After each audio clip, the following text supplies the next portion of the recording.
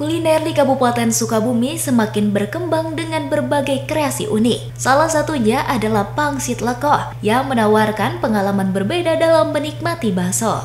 Berlokasi di Cibadak, Kabupaten Sukabumi, pangsit lekoh hadir sebagai inovasi kuliner yang menawarkan sensasi berbeda dalam menikmati bakso. Keunikan utamanya terletak pada pangsit yang selalu ada di setiap menu serta kuah kental khas yang membedakannya dari bakso pada umumnya.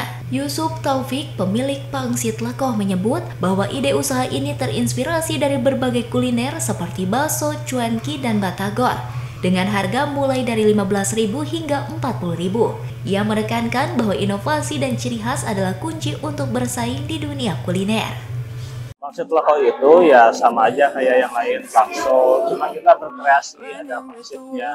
Makanya kita jualin pangsit itu karena di semua menu ada pangsitnya, ada pangsit basah, pangsit kering gitu. Yang jadi pembeda itu pangsit itu, makanya nama pangsit lekoh, ada pangsitnya, terus lekoh itu kental. Kalau yang lain kan nggak kental, jadi berkuah. Kalau di sini kental. Dari Cibadak, Kabupaten Sukabumi, Tim Liputan MGS TV melaporkan.